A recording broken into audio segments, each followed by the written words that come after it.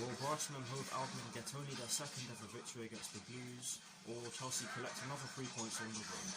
Watch until the end of this preview to hear all of my thoughts on tomorrow's match.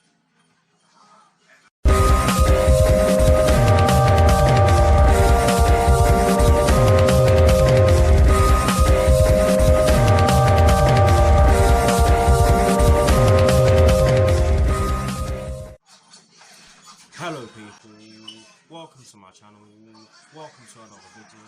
This is my Brighton and Hove Albion versus Chelsea preview for the game which will be taking place tomorrow afternoon in the Premier League at the BHACHE Stadium with kickoff at 12:30 PM UK time. So what I'm going to do for you guys in terms of this preview is that firstly, I'll be giving you guys the team news concerning both sides, and as always with these previews, I'll be giving you guys the team news concerning the home side first, and in the case of tomorrow's match, the home side will be Brighton and Hove Albion. I'll then be giving you guys my lineup based on the team news in which I'm going to give you. I'll also be giving you guys my 4 things in which I believe the Chelsea first team need to do against Brighton and Hove Albion tomorrow afternoon. And lastly, I'll be giving you guys my score prediction along with Charlie Nicholas's score prediction and some of Google's probabilities. So without further ado, let's get straight into this preview. So kicking things off with the Brighton and Hove Albion team news, there's only one story concerning the Brighton and Hove Albion first team, and it concerns the entire team on the whole. And this story explains that there are no new injury updates concerning the side from East Sussex, and that is it for the Brighton and Hove Albion team news. Now moving straight on to the Chelsea team news, there are 2 stories concerning the Chelsea first team, and the first one concerns Christian Pulisic, and this story explains that Christian Pulisic could be available for Chelsea's trip to the Amex after a hamstring problem which kept him out of our 2-1 victory over Arsenal on Sunday. The second story concerning the Chelsea first team concerns Marcos Alonso and Reece James, and this story explains that both Marcos Alonso and Reece James could miss out again after missing out at the Emirates against Arsenal with their respective leg injuries. So that is it for the team news concerning both Brighton and Hove Albion and Chelsea. Not too much in the way of team news concerning either side, but yes, like I've just said, that is it for the team news concerning both sides.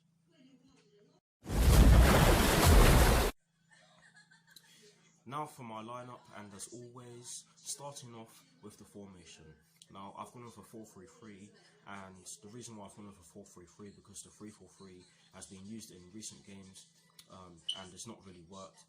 And Frank Lampard did change the formation to a 4-3-3 when he brought on Jorginho for Emerson Palmieri.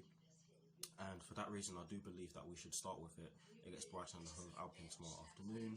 And in terms of the personnel in which I've gone with Kepa in goal. I've gone with a back four from right to left of Cesar Azpilicueta, Antonio Rudiger, Kurt Zouma and Emerson Palmieri.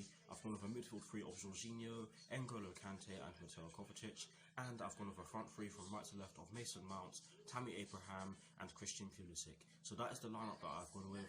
Let me know what your lineups are in the comment section below. And as always guys, I'll do my very best to respond. But here's a graphic showing you guys the lineup that I've gone with, i.e. the formation that I've chosen and the personnel that I've chosen for my lineup. Voila.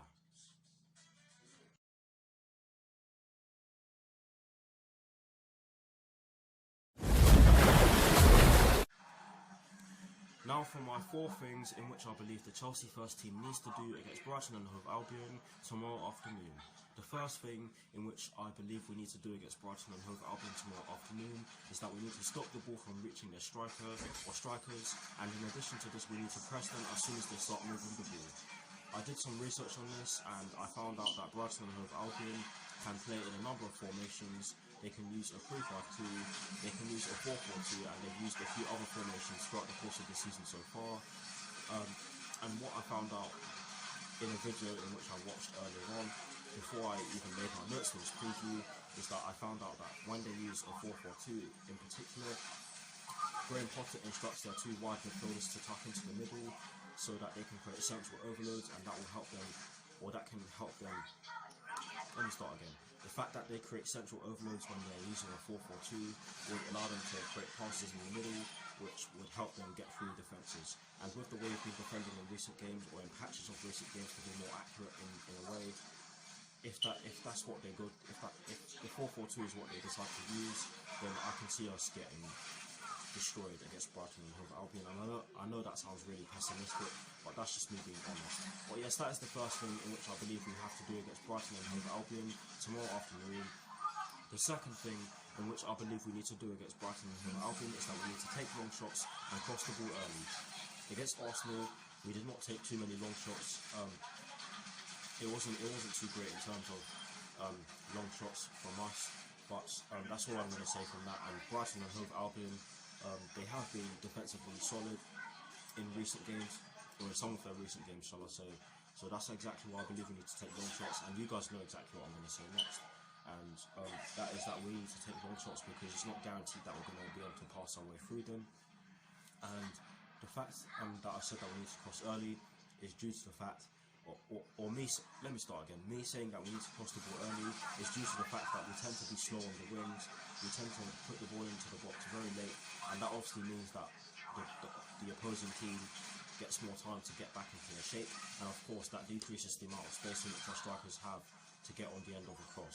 So that is the second thing in which I believe we need to do against Brighton and Hove Albion tomorrow afternoon.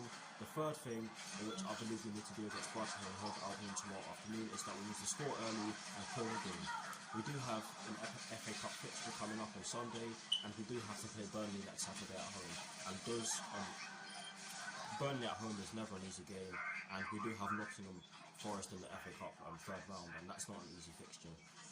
So we have to score early and kill the game so that none of our players get a high risk of getting. Let me start again. We have to score early and kill the game so that we decrease the amount of chance, or decrease the chances of our players getting injured, because we do have an injury list still. Yes, most of our players are back in contention for a starting place, but we still have an injury list, and we do have players who we'd ideally want in the side. But yes, that is exactly why I believe we need to score early and kill the game tomorrow afternoon. And that is the third thing in which I believe the Chelsea first team must do against Brighton and Hove Albion.